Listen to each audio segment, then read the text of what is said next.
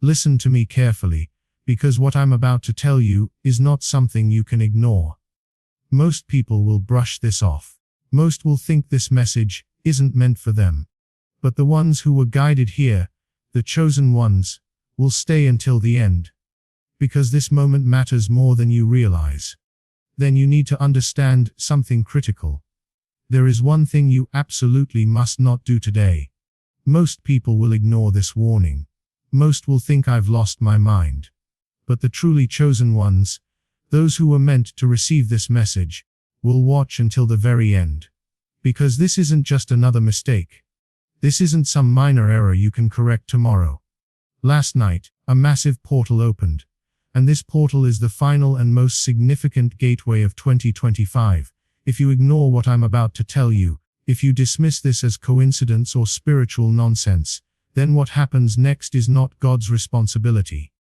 Don't blame the universe. Don't ask why you weren't protected. I am warning you right now. The choice is yours. Let me be absolutely clear about something before we go any further. The full moon that peaked yesterday, December 4th, was not an ordinary lunar event. This was what ancient mystics called a completion moon, a cosmic seal that closed out an entire energetic cycle. Every portal that opened in 2025, every frequency shift you experienced, every download you received, all of it culminated in that single moment, when the moon reached its fullest expression in Gemini. And now in the immediate aftermath, in these first critical hours after that peak, you are standing in the most dangerous and most powerful window of the entire year. What makes today so treacherous is that most people have no idea what's actually happening. They felt the intensity of the full moon. They experienced the emotional waves, the sleepless nights, the vivid dreams, the sudden clarity about situations that had been confusing them for months. And now that the moon is waning, now that the peak has passed, they assume the cosmic event is over. They think they can go back to normal. They believe the pressure is off, and they can relax back into their regular patterns. This assumption is catastrophically wrong. The full moon wasn't the event. The full moon was the activation. And what's happening right now, today, in these hours immediately following that activation, this is where everything is decided. This is where your entire 2026 timeline gets locked in. And the mistake that most people are making right now, the error that will cost them everything they've been working toward, is rushing to take action. I know that sounds counterintuitive. For months, I've been telling you about divine timing, about taking bold steps, about moving when the universe opens doors. And all of that guidance remains true. But today is different. Today is the exception. Today requires the exact opposite approach, because what opened last night during the full moon was not a doorway for action. It was a doorway for reception. The portal that's active right now is a download portal, not an output portal. And if you try to push, force or make things happen today, you will interrupt the very transmission you've been waiting for your entire life. Your consciousness is downloading massive information right now. Last night, Source Intelligence initiated a transmission into your energetic system, information about your purpose, clarity about your next steps, revelations about relationships, insights about patterns you've been running. All of this data is being transmitted into your consciousness right now, but the download is still in progress. And if you interrupt it by trying to take action too soon, you will corrupt the very guidance that would have shown you exactly what to do. This is what I mean when I say today's mistake will destroy the answer you've been waiting for. The answer is coming, but you have to give it space to complete. That urge, that pressure to take immediate action. That restlessness making you want to send the message, make the call, have the conversation, quit the job, end the relationship. That urgency is not divine guidance. That's your ego panicking, because it can sense that massive change is coming. And it's trying to regain control by getting you to act before the full picture has been revealed. Let me paint you a scenario that's probably happening in your life right now. Over the past few days, as the full moon energy built toward its peak, you received some kind of clarity. Maybe it was about a relationship. You suddenly saw with sharp precision that this connection is not serving your highest good. You recognized patterns you'd been blind to. You felt the truth in your body that this person, no matter how much you care about them, is not aligned with where you're going. And now, today, you're feeling an almost unbearable urge to act on that clarity, to send the text, to have the conversation, to end it right now. Or maybe the clarity was about your career. You realized with sudden certainty that what you're doing is slowly killing your soul. That every day you show up to this job is a day you're betraying your true purpose.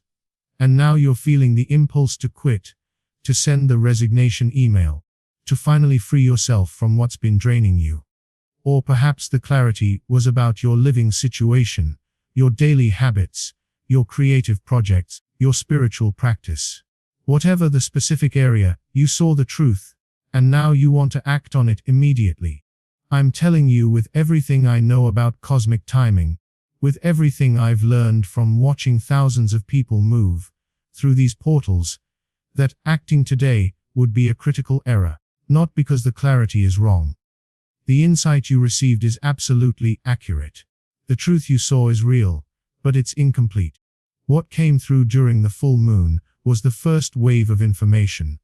It was the initial revelation designed to get your attention, to wake you up to what needs to change. But it wasn't the full transmission. The complete download includes not just what needs to change, but how to change it, when to change it, what resources you'll need, who needs to be involved, what the consequences will be, what the timeline is. All of that critical information is still downloading. And if you act before you receive it, you'll make the right change in the wrong way at the wrong time. And that will create chaos instead of transformation.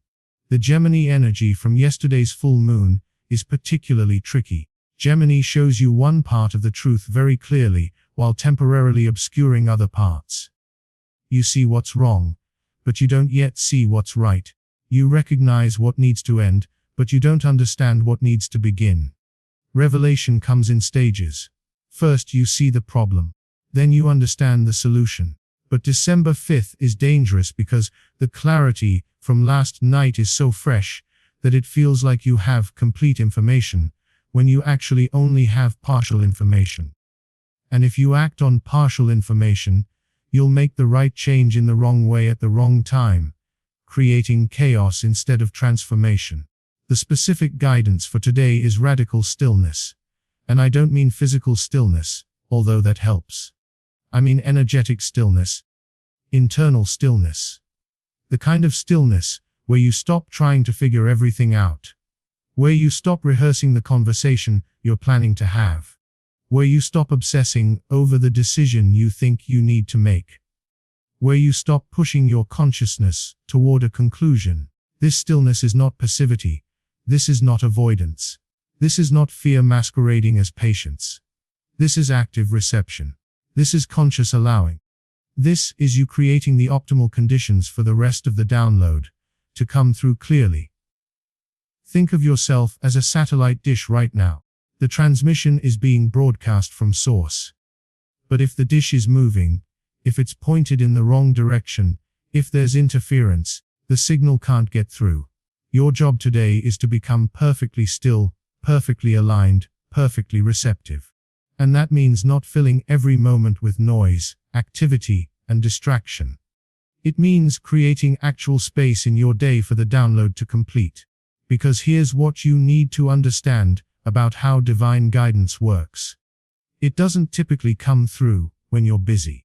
It doesn't arrive while you're scrolling social media, or having surface-level conversations, or keeping yourself occupied with tasks that don't really matter. Divine guidance requires a specific kind of spaciousness, a quality of attention that most people never access, because they're terrified of what they might hear if they actually got quiet.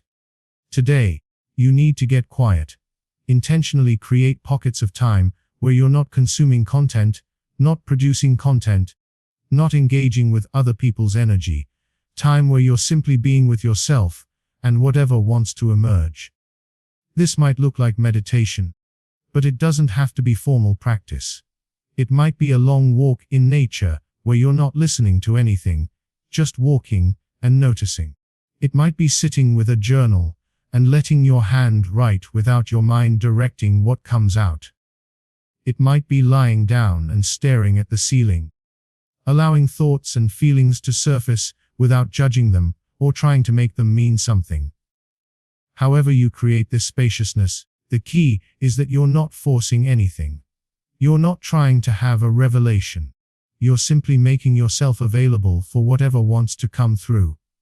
And here's what will happen if you do this correctly. Somewhere in the stillness, probably when you're not even trying anymore, the rest of the download will arrive. It might come as a sudden knowing that lands in your awareness with absolute certainty. It might come as a vision that shows you exactly what needs to happen and in what order. It might come as a feeling in your body that guides you toward yes or away from no with unmistakable clarity. It might come through a dream tonight or tomorrow night where your subconscious processes the information your conscious mind isn't ready to receive yet. However it arrives, you'll know it when it happens. Because unlike the ego's urgent pushing, divine guidance feels calm. It feels certain. It feels like coming home to a truth you've always known, but temporarily forgot. But you can only receive this complete transmission if you stop interrupting it. And the biggest interruption right now is premature action. Every time you reach for your phone to send that message, you're interrupting the download. Every time you start mentally rehearsing the conversation, you're interrupting the download. Every time you try to figure out the perfect plan, you're interrupting the download. Your ego wants control. It wants to feel like it's doing something. It's deeply uncomfortable with uncertainty, with waiting, with trusting something it can't see or prove. So, it will keep generating reasons why you need to act now. Why waiting is weak. Why stillness is the same as being stuck. Don't believe these lies. Stillness is not stuckness. Waiting for complete information is not the same as avoiding necessary action. There is a massive difference between divinely timed patience and fear-based procrastination. And today, right now, patience is your power. Let me tell you what happens to the people who don't follow this guidance. I've watched this pattern play out hundreds of times. Someone receives partial clarity during a powerful lunar event. They feel the truth of what was revealed. And because they're genuinely committed to their growth, because they really do want to honor their soul, they immediately act on that clarity. They quit the job without having another one lined up, and without understanding that they needed to learn specific lessons from that position before moving on. They end the relationship without recognizing that the pattern they're trying to escape lives inside them and will just recreate itself with the next person. They move to a new city without realizing they're running from internal discord that geography can't fix. And then weeks or months later, they're confused about why things got harder instead of easier. Why the bold move they made didn't lead to the breakthrough they expected. Why they feel just as stuck as before, just in a different location or situation. The reason this happens is that they acted on partial information. They saw the first half of the truth, but didn't wait for the second half. They recognized what needed to change, but didn't receive guidance about how to change it skillfully. And so they created chaos when they could have created transformation. They generated crisis when they could have experienced graceful transition. They made everything harder than it needed to be, because they couldn't tolerate the brief discomfort of not knowing, of waiting, of trusting that the complete answer was on its way. Don't let this be your story. Don't let impatience rob you of the very breakthrough you've been praying for. The guidance you need is coming. The clarity will be complete. The path will be shown, but only if you give the process the time and space it needs to unfold naturally. Now, let me address something important. Some of you are wondering, how do I know the difference between ego-driven impulse and genuine divine timing? How do I know if I'm being guided to act, or if I'm just being impatient? This is a crucial question, because the ego is incredibly skilled at mimicking spiritual language. It will say, "You're being guided." When you're actually just being anxious, it will say, "This is divine timing," when it's actually just impulsive. So, how do you tell the difference? The answer lies in the quality of the energy behind the urge to act. Ego-driven impulse feels urgent, pressured, tight. It says if you don't do this now, right now, immediately something terrible will happen. You'll miss your chance. You'll lose the momentum. You'll prove you're not serious.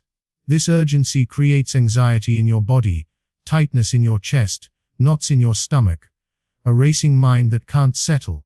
Divine timing, on the other hand, feels different. Even when it's asking you to take bold action, even when it's calling you to do something scary, there's a quality of calm certainty underneath. Divine timing says this is what needs to happen, and it needs to happen soon. But not from panic, not from fear, not from the belief that if you don't force it right now, it will disappear. Divine timing trusts that if something is truly meant to happen, the universe will continue creating opportunities for it to unfold. There's no desperation in it, no grasping, no sense that you have to make it happen through sheer force of will. So check in with your body right now. When you think about taking action on the clarity you received during the full moon, what do you feel? If you feel anxiety, tightness, urgency that borders on panic, that's ego. Wait. If you feel calm certainty even in the face of fear about the unknown, that might be divine timing. But even then, today specifically, I'm telling you to wait, because the energy is too volatile right now. The download is still in progress, and even divinely timed action can be executed more skillfully once you have complete information. Here's another critical piece of guidance for today. Pay extremely close attention to your dreams tonight. The full moon has thinned the veil between your conscious awareness and your subconscious mind. This means your dreams are going to be unusually vivid, unusually symbolic, and unusually informative. Tonight while you sleep, your subconscious will process the information that came through during the full moon. It will integrate the downloads. It will make connections your waking mind can't yet see. And it will communicate its findings through dream imagery. Before you go to sleep tonight, set a clear intention. Say out loud or write in your journal, "Show me what I need to know. Reveal the complete picture. Guide me toward right action in right timing." Then, keep a journal right next to your bed, so you can write down whatever you remember the moment you wake up. Don't wait until after breakfast, or after you've checked your phone. Dream memory fades within minutes. You need to capture it immediately. What you're looking for in your dreams are symbols, scenarios, and emotional tones that give you additional information about the situation you received clarity about. If you dreamed about doors, pay attention to whether they're opening or closing, whether you're walking through them, or standing in front of them. If you dream about water, notice whether it's calm or turbulent, whether you're drowning or swimming, whether it's clear or murky. If you dream about people, recognize that they're often representing aspects of yourself rather than actual information about those individuals. Your subconscious speaks in metaphor. It doesn't give you literal instructions. It gives you symbolic guidance that your intuition can interpret. And in the days following powerful lunar events like yesterday's full moon, dream symbolism is especially potent. But there's something else happening in your dream space right now that's even more significant than symbolic processing. During this particular window, in the immediate aftermath of a completion moon in Gemini, your dream time is being used for what I call timeline previewing. This means you're not just processing the past or integrating the present. You're actually getting glimpses of potential futures. You're being shown what will happen if you take one path versus another. What will unfold if you make one choice versus a different choice. These timeline previews don't come with labels. They don't announce themselves as visions of the future. They simply feel like dreams, but they carry a different quality than regular dreams. They feel more real, more substantial, more charged with significance. And when you wake up, instead of fading quickly, they linger. You can't stop thinking about them. You keep returning to specific images or moments from the dream. That lingering quality is how you know you weren't just processing random mental debris.